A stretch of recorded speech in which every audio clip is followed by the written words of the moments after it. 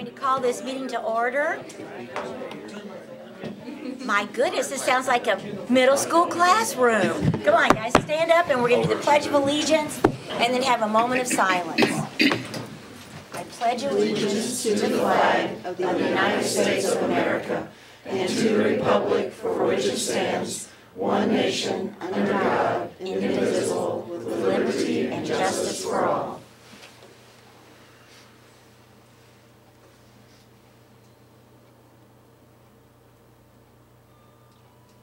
Okay, thank you.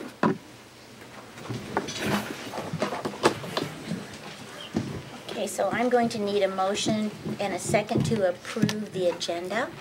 So moved. I'll second it. Okay, all those in favor? Any oppositions? Okay, good. We'll begin with board dialogue. Anyone have anything on the board they'd like to add? Dolores? I want to say thank you to Peggy Harris and the students of the high school that did the retirement dinner. They did an awesome job. It's a lot of work for those students, and I think the retirees really appreciated it. Also, I'd like to thank the Leadership Survey Committee that helped develop the survey that will be going out next week. And the PR Committee met the 1st of this month. They talked about the successes and the concerns that they had in each building, and I thought we had a really good meeting at that time. So, and I'm enjoying my job. So, thank you, Dolores. Anybody else? Well, if I may, on behalf of the board, I'd like to wish you all a very happy Thanksgiving, and thank you for all you do for us. We appreciate it very much. Okay, so we're down to communications. Any communications from the audience this evening? Okay, so Ms. Johnson, how about Heartland Hero, please?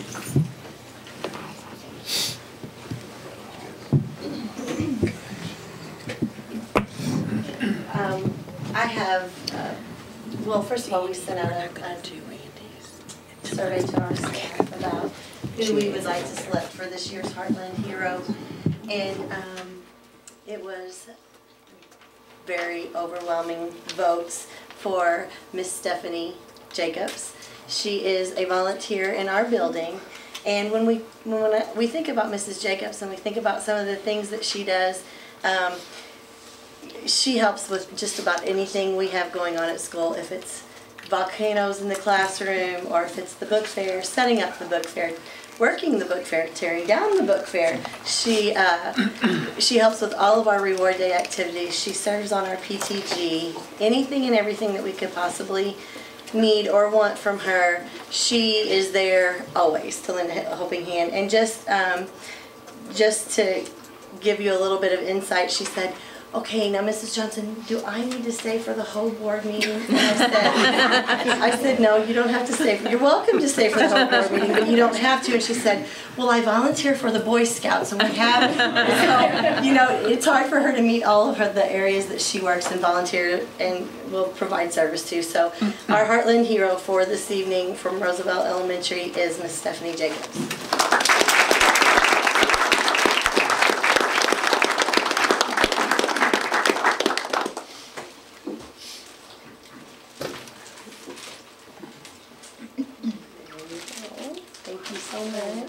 You're so welcome. You're welcome. Thank you.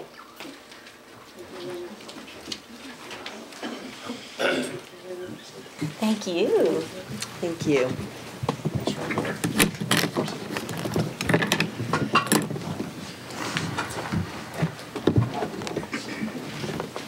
We also have a featured teacher that Roosevelt would like to recognize tonight. And it's very difficult to pick just one because we have so many dedicated, awesome teachers in our building. But again, we left that up to the staff, and the staff voted, and they nominated Mrs. Sandra Rigdon. And when I thought about some things that I would say about Mrs. Rigdon, and she tickles me because she wants to help everyone. She'll say, "Okay, yeah, I can work them into a group. Okay, no, I've got that. No, I can." And finally, at the last meeting, I said, "Sandra, are you sure you can do this all?" You know, "No, I can do it. I can do it, Mrs. Johnson." So always wanting to help everyone, finds a group for every struggling student despite her full load, willing to give individual tests to limit distractions for students. I need a Rigby. Who do we go to? Miss Rigdon. I need a DRA. Who do we go to? Miss Rigdon. Just running extra groups, testing new students for perfect placement. Anything we ask her to do, she's willing to go above and beyond to help our students. And not just the students, she'll work with our teachers in the building. Oh, you're a student struggling with this. Here, let me give you some strategies to help that student. So she's a real asset to Roosevelt. We're so happy to have her, and it's Miss Sandra Rigdon.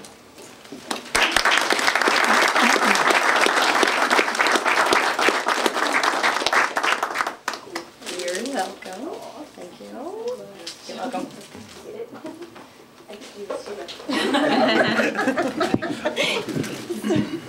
Thank you.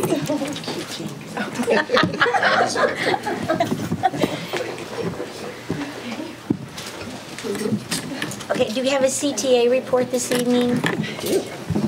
All right.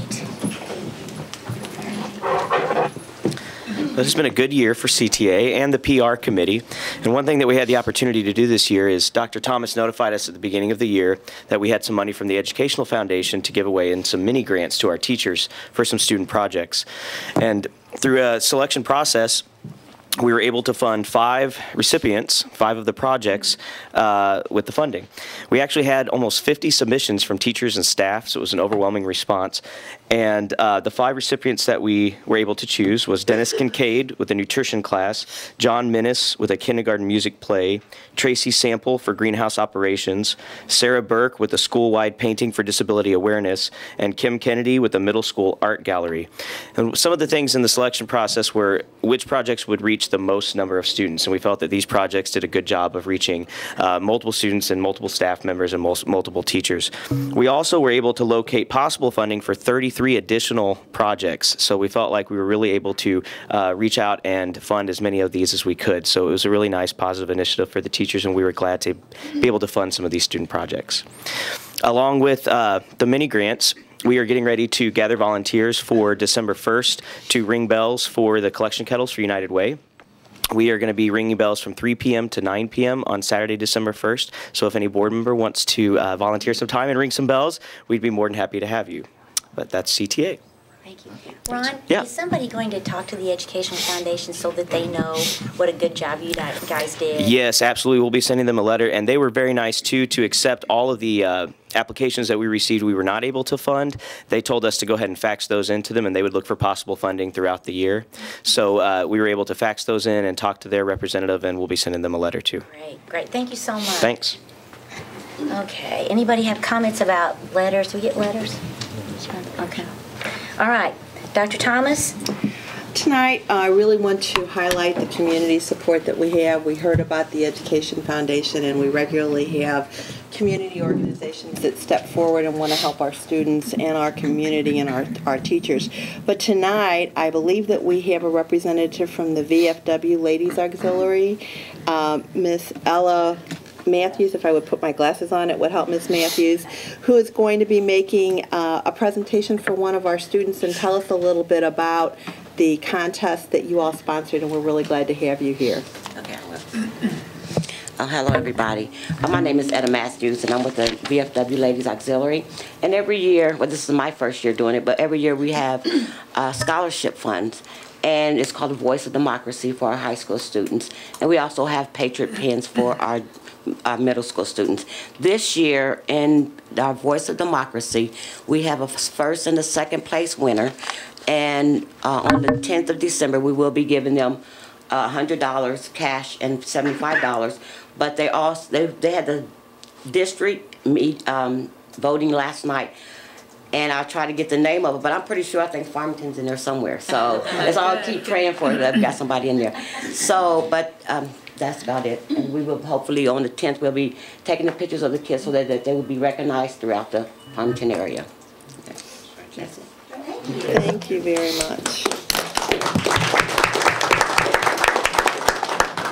Okay, so on our informational items, we have Miss Sarah Long to talk about Common Core standards. Yes, ma'am.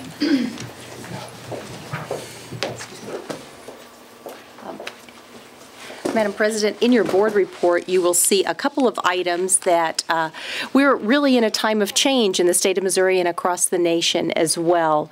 We are beginning to implement MSIP 5, which will be the new standards which will be held accountable for the 2014-15 year.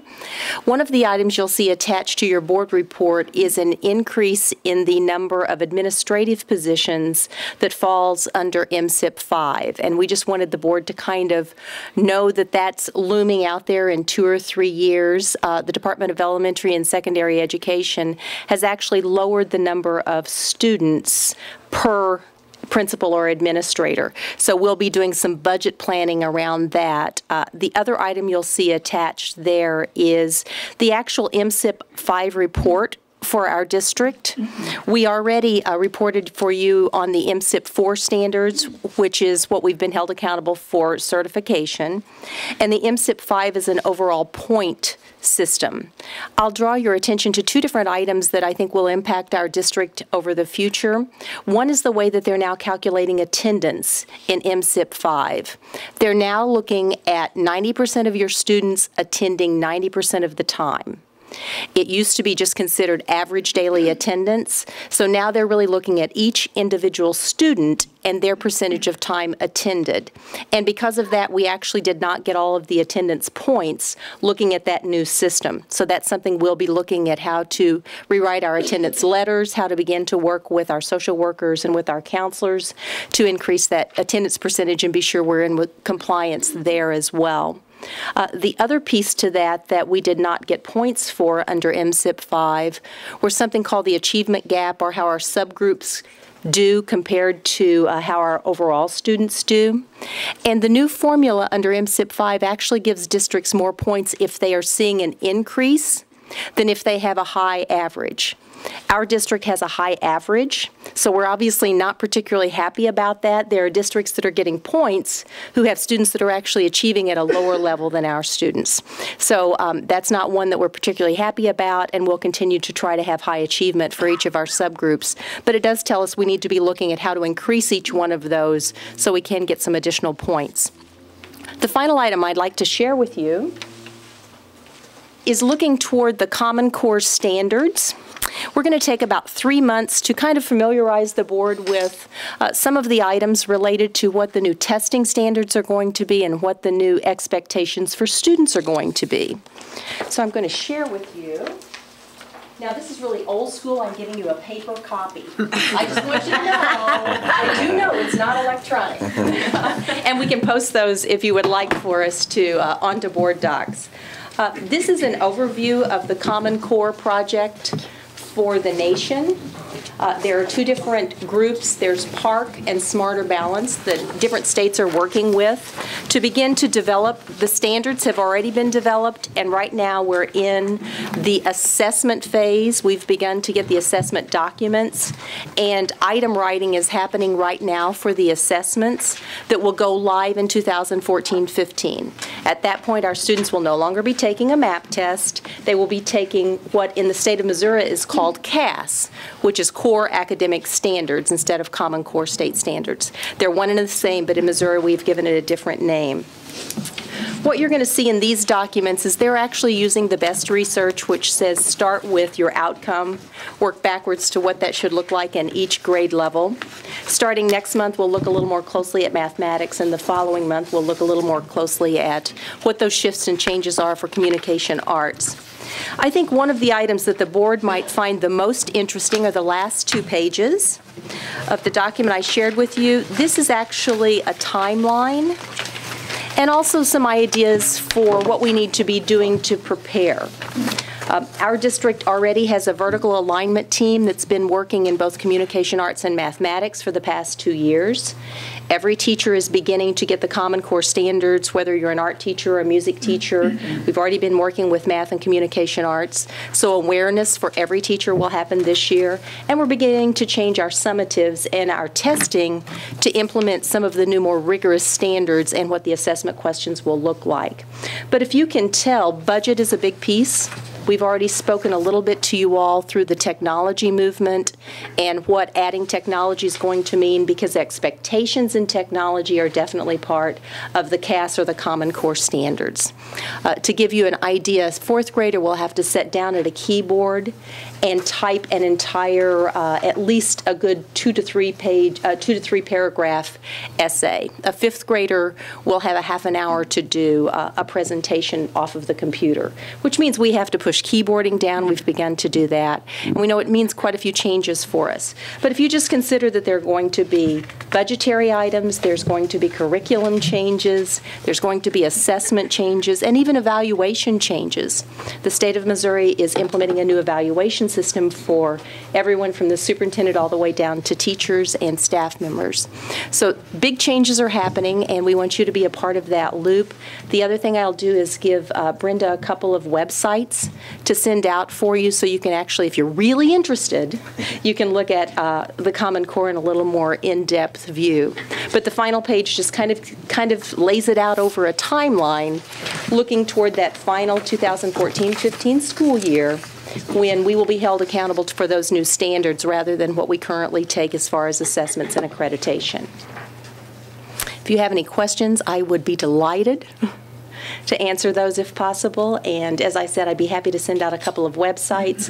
There is just about any kind of information you could ever want. And there are actually two good pieces to this movement for us.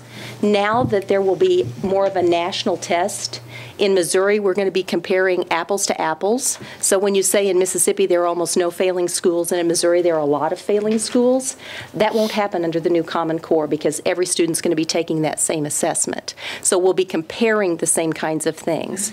The other piece to that is when someone in Michigan does a great job on a writing piece, we can snatch that off the web and it will work for our students, because we're going to be using those same standards. And the idea behind this is for every child to be college and career ready, and for us to be able to compete on that global market. So next month, you can tell me whether you want to hear language arts or mathematics, but we'll go into a little more depth into the two subjects over the next 2 months. Thank you. Sarah, you want to just stick around and tell us about district leadership, external committee participation? Certainly. And I'd rather hear about communication arts than mathematics any day. Okay, we'll start with communication arts then. If you'll note on this particular board item, you're just going to see a list of several of the committees that members of the administrative team and our teaching staff participate in for the state level as well as regional levels. And we wanted to draw your attention to the fact that we're out and about gathering information, sharing information with other districts and at the state level as well. We have some great leaders in our district, and that gives us the opportunity to share what Farmington's doing, but also to be on the cutting edge of what's happening at the state level as well. And speaking of the Common Core, we're sort of fortunate that Roblin Hatch, one of our ICCs, is actually an assessment evaluator for the National Common Core movement. She's getting items to read and assess whether or not they're appropriate based on the testing standards. So we wanted you all to just know that there are several folks out there that do a great job in our district to extend what we're doing and to gather information back in. Questions? Okay. Thank you. Thank you. Okay, moving down to discussion items. Let's see. Do we want to, we pulled A, C, and H. So do we want to start with A and then go to, yeah, just go straight down the line. All right. And D, because Don's going to talk about the audit too. Right. Okay. All right. Consideration of minutes for October 16th. Anybody have discussion about that? You want me to, or you want to? Go ahead. Well, under the board dialogue, when Mr. Hank was talking about the survey that the board was doing, the last sentence that says results will be released to the committee before they are released to the board, that is not a true statement. What we intended to do there was take the pressure off the committee and just have the buildings collect those, and the committee people collect them, send them to them, and they bring them to Dolores. That's what the whole intent of that was to not put any pressure on that committee at all to evaluate or look or screen, just to collect, put in an envelope, and bring to the doors. So what is your actual motion for that? To remove that statement? To remove that statement, please.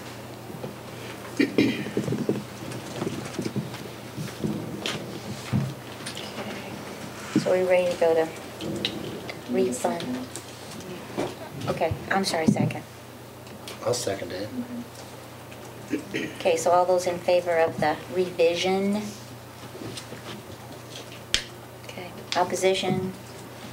Okay, so let's move down to C, consideration of bond refunding, and I believe we have Mr. Eaton and Mr. Hart to speak to that this evening. You might want to ask him if he wants to do D first, because he's got two guys here. Larry Hart is here with us tonight. Actually, he's been here and spent some time with him today. And as most of you know, Mr. Hart and his company, they've been trusted advisors. Would you like to do D first, and then, I mean, it doesn't really matter. Okay, okay. Sorry, Don. That's no problem. Didn't mean to break your I was flow. wondering, I thought maybe I was going to get the big hook or something. You're done. What am I doing? Out. Anyway, Mr. Hart and his company, as most of you know, they've been trusted advisors to our district and many other districts in Missouri for quite some time. And I think what Mr. Hart has to present to you tonight is nothing that you probably haven't seen. But as you know, many of you that have been around, Mr. Hart is very proactive in helping the district and making recommendations as far as us managing our debt and realizing some savings. And I think what he's going to talk to you tonight about is something that we discussed earlier this summer, but it appears that the timing may be good, and I'm going to let him speak to that. I enjoyed my time with Larry and Brad today, and as always, I learned quite a bit. So I'll turn it over to Mr. Hart. Thank you. And with me, I don't think you've met Brad Wegman. He joined our firm this summer. He was a CPA with BKD, had been in public accounting about 3 years, and is now a member of our team, and we're glad to have him. He's passed out some booklets. We won't go through them. That is detailed to support the part that I'll talk about. You might want to pull the summary sheet, though, the legal size page, and we'll discuss that.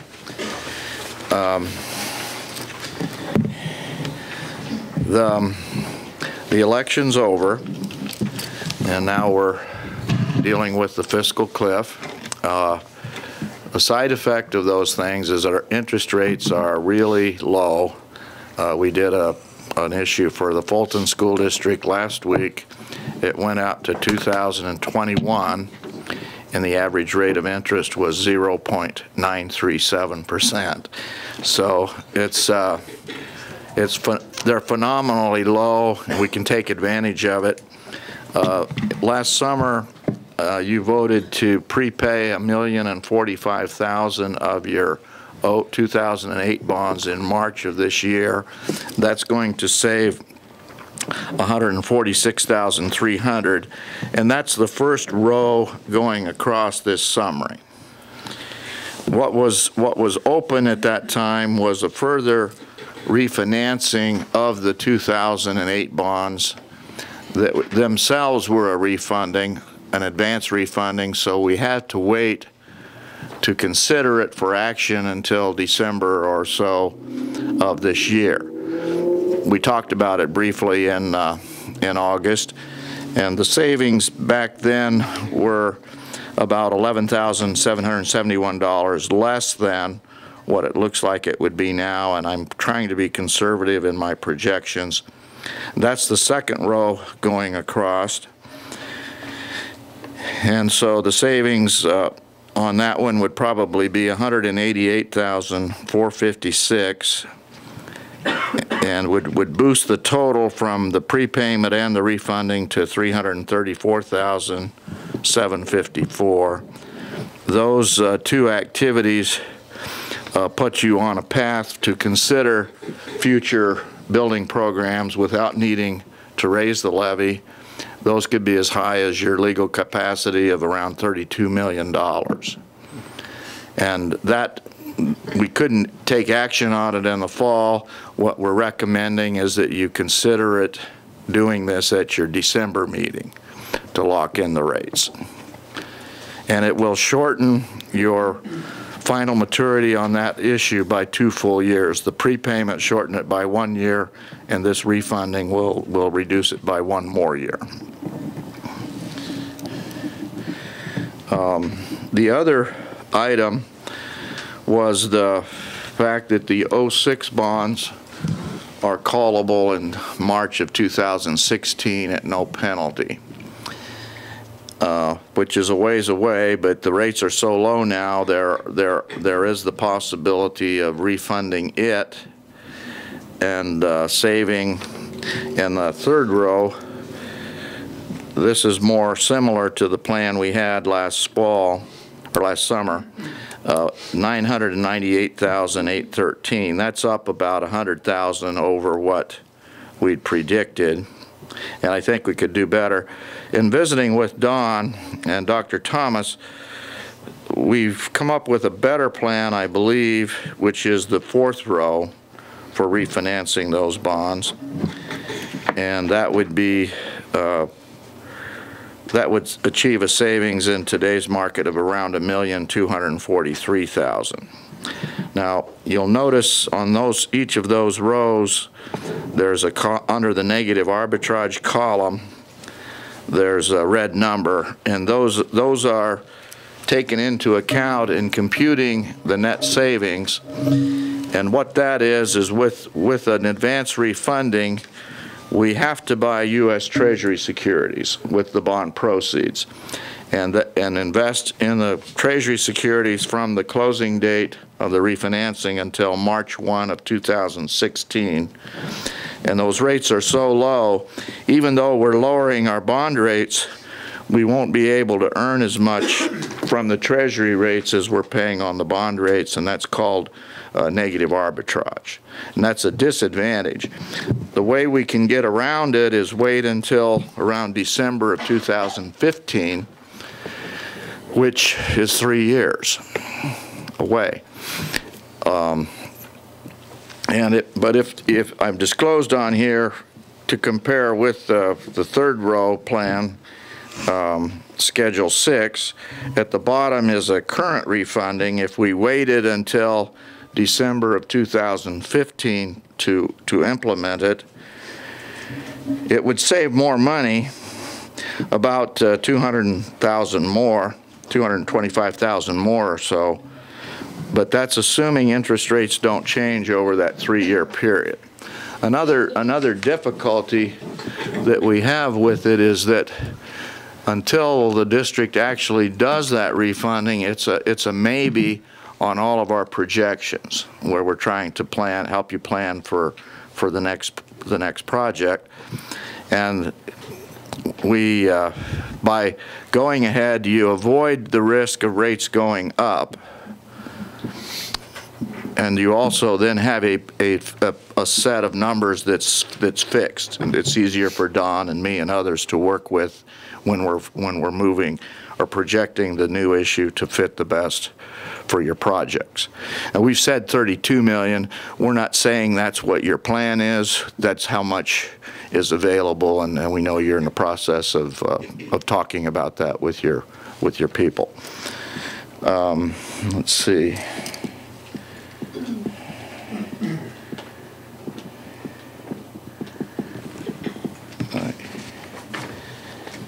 That would be the doing that advance refunding would use up our one advance refunding option that the U.S. Treasury gives us, but I think you're getting a significant amount of savings in the planning. So we're comfortable recommending that you proceed with it. If rates stay the same, we could end up with saved more money by waiting, but it's still hard to criticize anyone for taking that much of savings that's available right now while the time is good. And sometimes when the markets change, they don't just gradually change. They change suddenly, and we might, it wouldn't take a lot of interest rate movement to make the savings by waiting less favorable than what they are right now. that's the summation of it. We would be prepared for you to consider those at your December meeting if you liked. We would recommend for sure doing the first refinancing that I discussed. If you want to delay on the other or talk about it more, we'd be happy to, but I do feel comfortable, I think Dawn is too, with the proceeding to lock it in at over $1,200,000.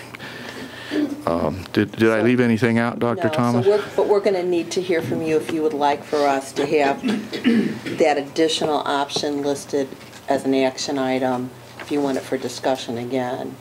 And if you do want it for an action item, are we going to go with row 3 or row 4? So we kind of need that direction from you. We know where we're going with row 2. Mr. Hart, when was the last time you ever saw interest rates this low? I haven't. And even if I was probably 100 years old, I wouldn't have seen them this low, I don't think. I know I'm getting close to that. But it's an amazing time. I guess the point is, the negative arbitrage, I think it's still a savings for us. Yes, sir. Definitely it is. Take the opportunity now. Yeah. Any questions or comments? Okay. Do you want Don to go ahead and yeah, Don, you want to finish up the report? Well, is there anything else that you have to say per? No, not about the refunding. I mean, this is something that we had talked about earlier this summer, and I think it was always that we had the opportunity for savings. The question was when. And as we talked about this summer, there could be, or it appeared at that time, and there still could be some benefit into waiting as far as slightly more savings. But I believe with where the market is at, as Mr. Hart explained, it would be really hard to criticize a board for locking in savings over $1.2 million now. And I mean, 3 years is a long time. And a lot of things can happen in our world, as we know. And so with that amount of savings, and as far as the overall plan, we just feel like it's a I have no problem recommending that, as Mr. Hart does as well. Rather than wait, we've taken the guesswork out. I think we could take some really significant savings at this time, and also I think reduce the length of the debt by up to 2 years. 2 years. Yes, I left that part out. So I think it's all a part of the plan as far as positioning our debt portfolio, lowering interest rates as much as possible, shortening the length of our debt. I think that's just a responsible thing to do. Questions, anyone? Okay. So are you okay with Schedule 9, Row 4 being on for action in December? December. Yeah, sounds good. I think, you're gambling if you don't. I mean, you know what you got right now. That's why we're accelerating. Absolutely. Well, I think, you talked about the volatility. It's kind of like what's going to happen next. Yeah. It can happen fast. You can. Okay, we'll be ready. Okay, thank you. Thank you very much. Thank you. You might as well stay there. Yeah, Don, you want to do your financial audit report while you're up? Yeah. Our audit for the fiscal year ended June 30th, 2012 was just completed, and even though everyone else has moved on. Happy Thanksgiving, guys. Thank you. Thank you. We still have to deal, or I still have to deal with that, I guess. We all do. But because we receive so much federal money, and because we do have so much oversight at the state and federal level, people are still going to look at our results from 2012, and the audit report itself is forwarded to the state electronically. It's also forwarded to the Federal Audit Clearinghouse. So there's still further review. So we're still not quite done. As you recall, last March, I believe, the board approved an audit advisory committee. Myself and 2 other staff members and 3 community members were appointed, and we actually met last May. And the first thing the group did was actually consider a couple of proposals as far as RFPs, as far as who was going to do the audit. And now we've come full cycle, and we've actually completed that audit. And of course, the recommendation was Maloney Wright and Robbins, a CPA firm here in Farmington. And we worked with them this year. And Lori Crump, a CPA who was the audit manager, is here. And I'm going to turn this over to her and let her explain the audit to you, and you feel free to ask any questions. And I know that you all are electronically, I don't know what the word is, but I wanted to let you know it is a lengthy report, and Lori was kind enough. We do have some bound paper reports, which I will be using, but I know you guys are much advanced, so we do have those available in case you would want one. So I'll turn it over to Lori.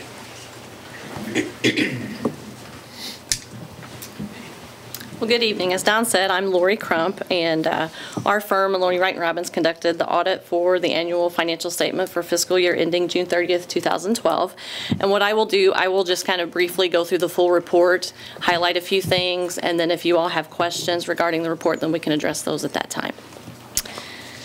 If you turn to page 1, we issued an unqualified opinion which states that the financial statements above present fairly in all material respects the respective financial position of the governmental activities of Farmington R7 School District. An unqualified opinion is the best opinion you can get. A financial statement audit, we review the financial statement numbers. We look at the financial statements and all the account balances. We do testing at various degrees depending on other planning procedures that we conduct. Page 3 is another report, but it is not an opinion report. It is a report based on our review of the internal controls of the accounting environment.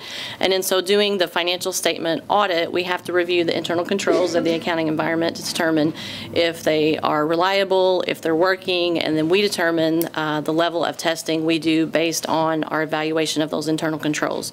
We do not render an opinion on those internal controls or how effective they are. It just helps us in determining our level of testing. However, we did not issue any deficiencies. In reviewing those internal controls, we can issue deficiencies that are significant deficiencies or material weaknesses, whereas a material weakness is a higher level problem that is in that internal control environment. You all have documented internal controls, and we didn't find any errors or any problems with those. Normally, if you find where you have to reclass amounts across the financial statements, then there might be an internal control deficiency or weakness in there. We found no such thing.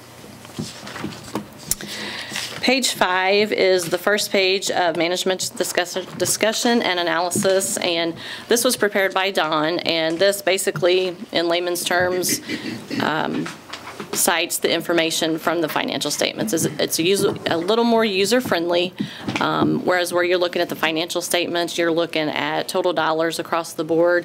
The MD&A kind of summarizes that information in a different format, and it does a lot of analytical comparisons to the prior year information. I'm not going to go through that. I'm sure you all have reviewed that as you reviewed the audit report. Page 13 is the first financial statement. This is the statement of net assets, and this is what we call a government-wide statement. So it pulls all 4 of your funds together in one statement in one format. The main thing that I would highlight here is that for June 30th, 2012, the unrestricted net assets increased by about $861,000. Your debt service net assets increased by about $1.2 million. Page 14 is the statement of activities. This is kind of like the income statement if you own a business or you're in a for-profit company. It's explained by listing the expenditures and then program revenues by charges for services, which would be food service and things of that nature, operating grants and capital grants. The main thing on this statement that I would point out is that in the prior year, your debt service, you retired a principal amount of $12,175,000 because you issued a new debt for $11,500,000. So in that respect, your total expenditures for this year decreased because you weren't paying off that much in debt.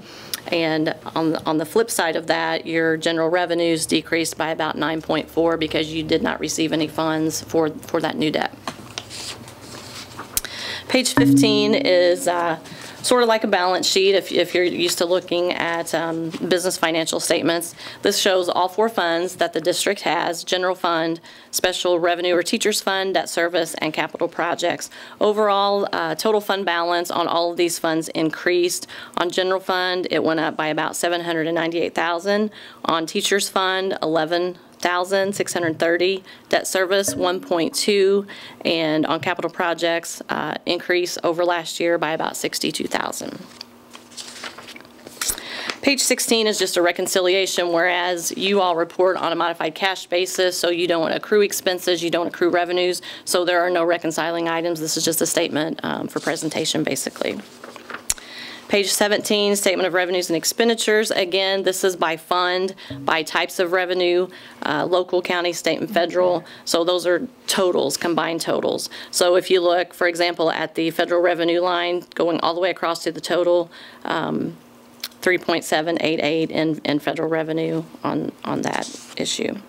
Other financing sources at the bottom, sale of bonds. There were no sale of bonds this year compared to last year. No refunding of bonds either, so no change in that respect. Again, page 18, a reconciliation, no reconciling items to report. Page 19 is the first page of the disclosure notes to the financial statement. Note 1 is just a summary of significant accounting policies. Normally these don't change from year to year. Once you implement those policies, they stay in effect unless the board amends anything. No changes to report on those. The thing that I would highlight in Note 1, although would be Note 1 item G, on restricted assets. By definition, your debt service fund is restricted funds because those are set aside for payment of debt. So your restricted assets for this current fiscal year ending is 3.167. More significant accounting policies on Note Q, fund equity, governmental funds. GASB 54 was implemented for fiscal years ending for June 30th, 2011 was the first year you all were required to report that. And it basically said that instead of reporting net assets as restricted, unrestricted, invested in capital assets net of related debt. I know that's a lot to say and take in. They determined that we need to designate those in different areas. So now there are 5 different components if you turn to page 25. So for all of your governmental funds, you have to separate your total net assets by these 5 categories: non-spendable, restricted, committed, assigned, and unassigned. For Farmington R7, there are no spendable, non-spendable fund balance. That would be similar to accounts receivable or inventory items of that nature. Later on, we'll go over the designations of your fund balance in these categories. Item Q, again, the minimum unrestricted fund balance. We're required to disclose if the organization has a minimum fund balance policy or a stabilization policy. And in today's economy, it is very important to have that. And the board has passed that policy, which shows that you all strive to set aside 15% of the prior year operating expenditures. And at June 30th, you had 4.7 designated as a minimum fund balance that is designated kind of as a kind of a rainy day policy, I guess, or a rainy day fund that you would have to fall back on if some of your revenues were not currently coming in. The next thing I would point out would be Note 4, your long-term liabilities. These are your GO bonds that you have outstanding, which at this point may change in the next month or two. Right now, you currently have 3 series outstanding: Series 2010, 2008, and 2006. We have to disclose what the current balance is on those, and then the principal and interest payments for the life or term of those obligations. Page 31, Note 6, fund balance. Again, this just explains a little more of the definitions of those designations. And continuing on to page 32, we have to disclose what those designations are by fund. So if there's a combination in the general fund of, say, $5 million, but it's all broken out into 5 different components, we have to break those down in the disclosure notes. So this tells you what those funds are designated for in those GASB 54 definitions.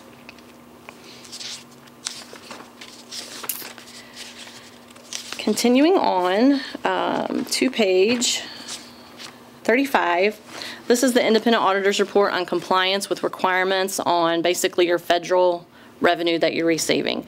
If an organization expends $500,000 or more in federal money, then you're required to have what's called a single audit, which is a separate set of auditing procedures that we conduct on those programs. So we look at all of the programs that Farmington R7 has, and we determine which ones we're going to test those compliance requirements on. We do render an opinion on this, that in all material respects with the compliance requirements referred to above, that could have a direct and material effect on each of its major federal programs for the year ended, that Farmington R7 has complied with those requirements. Page 37 is a schedule of expenditures of federal awards. So we have to show every dollar of federal money that the district has coming in. So the district has $3.725 in federal money for this fiscal year ending. We have to break it down by program, so you'll see it's broken down by total Department of Defense, Department of Education, Department of Agriculture, and Department of Energy, where those funds are funneling through. Page 38 is the schedule of findings and questioned costs, and this just breaks down the elements of the single audit. It tells you what type of report we had on the financial statement audit, if there were any findings, what type of opinion we rendered on the federal awards, which was that you were in compliance, and then we have to show which programs that we actually conducted the audit procedures on to render that opinion on the compliance requirements. So you will see the name of the federal program or cluster was Special Education Cluster, State Fiscal Stabilization, and Child Nutrition Cluster. No findings in the current year, again, for the financial statement or for the single audit portion. And we also have to report any prior year findings, which again, there were none on either financial statement or single audit. The required supplementary information, this is required by the professional standards. You have to show your budgetary comparison information for your general fund or any special revenue fund, which would be your teacher's fund and your general fund. So we just have to show original budget numbers, final budget, and what your actual numbers are.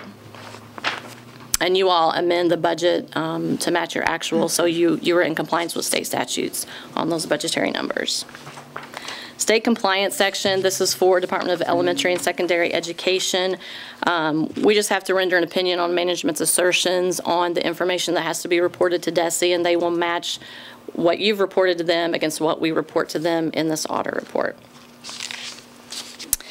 Page 44 is the schedule of selected statistics, where it shows your total hours for the year, your average daily attendance, your membership, your transportation, free and reduced lunch. And again, these numbers are just matched up in Jefferson City. Page 47 is schedule of revenues collected by source, and this just breaks down by area where those revenue dollars are flowing in from.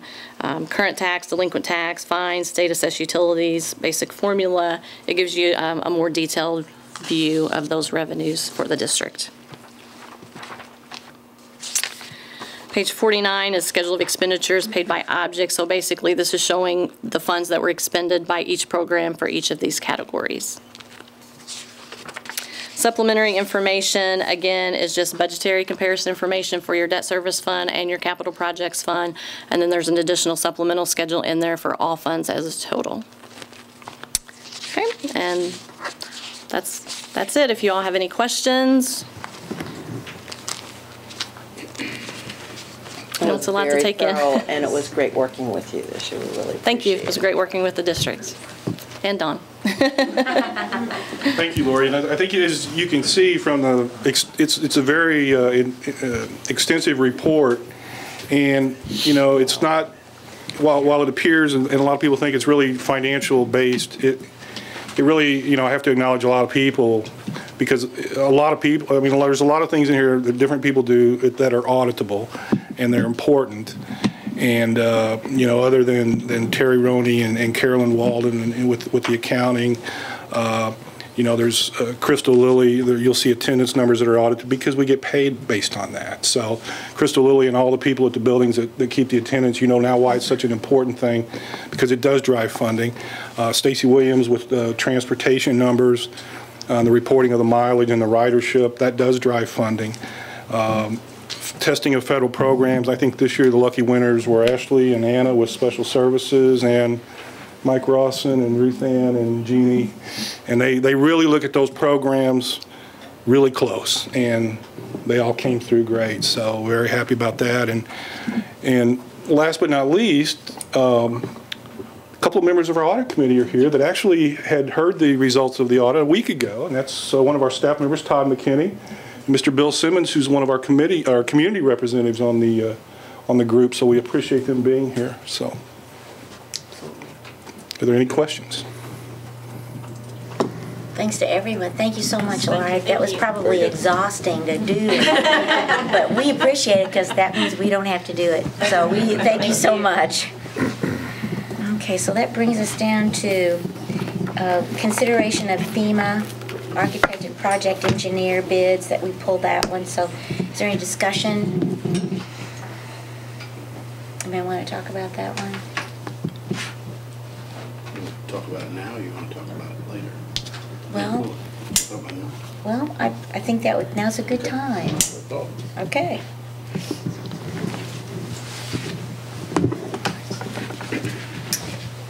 The recommendation, I think, was for, I'll get the name wrong. Bond Wolf, is it just Bond now? Okay. And Toth. Yeah, Toth was the Toth Associates. yeah. Yeah, I had the opportunity to sit in with the committee when they chose those two firms, and had a lot of discussion, and not necessarily that I agree with the recommendation, but that's what they brought forth.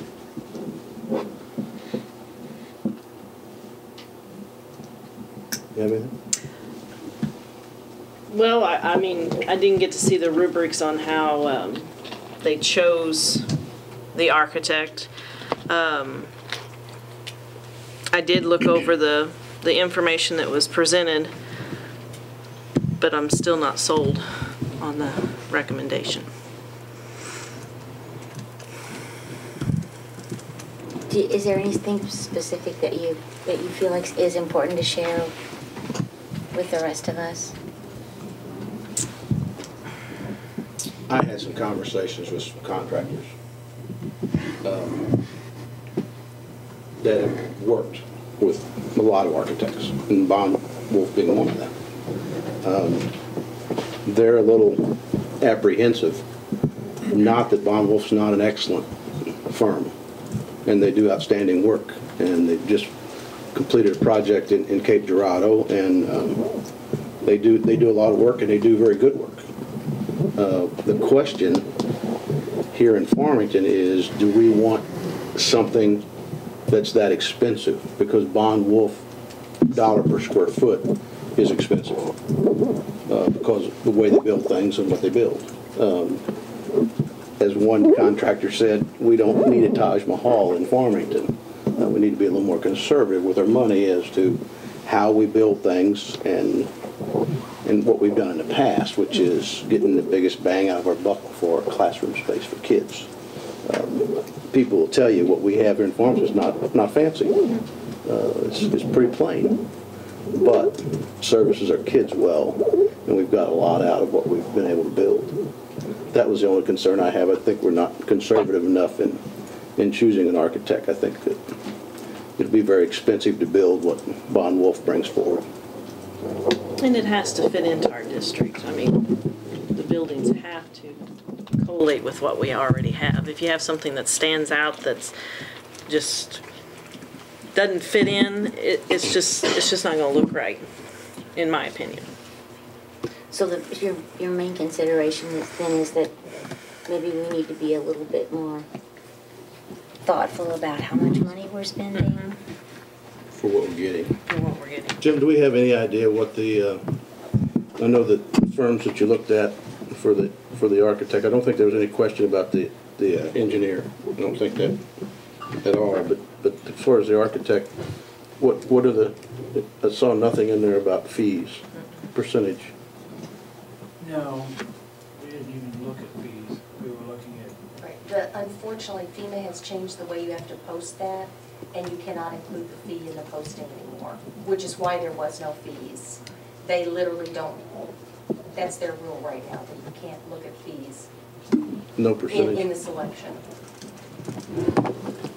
But it's my understanding that according to the FEMA guidelines, as we move forward with the project, we are totally in control of, what we're asking for and those kinds of things. And you can pull the plug on the funding all the way up to the point where they're ready to write you the check.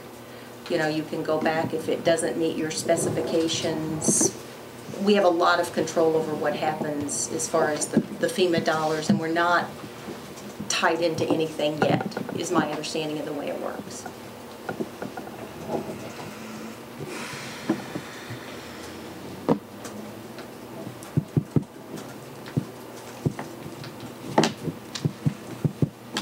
Anybody else? Okay, we don't vote on this now. We vote on it. Do we do vote on it now? No, we're getting ready to We go do on. action. Right. Okay. All right. Any other questions, discussion, consideration on the FEMA architect? Okay, well then we'll move to action items, and I need a motion to approve the consensual items. It should be B, C, D, E, and F, because A's already been taken care of. Right. B, C. Everything except for G. Everything Sorry, except for C. We have to vote on Yeah. B separately. C, D, E, and F. Okay. And then we'll go back to bills. Yeah, we have to pull because of signs, et cetera. I'll make the Okay. motion. Thank you. A second? Second. Okay. All those in favor? Okay, any opposition? No. Let's go back and we need a motion to approve the regular bills. So moved. Minus signs, et cetera. Thank you. You were reading my mind. Thank you so much. Second. Okay. Motion and second. All those in favor? No opposition. Okay, now I need a motion to approve signs, et cetera, please. So moved. I'll second. Okay, all those who want to pay signs, et cetera, with the exception of Mr. Harrington? Thank you. Okay, so we're going to then need to, we did A, so we just need G? Yep. Okay. I need a motion to approve G. So moved. And a second? Second. Okay. All those in favor? Okay. Opposed? Okay. All right. I need a motion to adjourn to closed session. So moved. With the numbers. Go to executive session pursuant to 610.021, paragraphs 1, 3, and 13. Okay. I need a second Second. and a roll call. Hahn, Yes. Kane, Yes. Howard, Yes. Davis, Yes. Harrington, Yes. Lawson. Yes. Roethlisberger. Yes. Okay. We are adjourned. Thank you all for coming. Have a great holiday.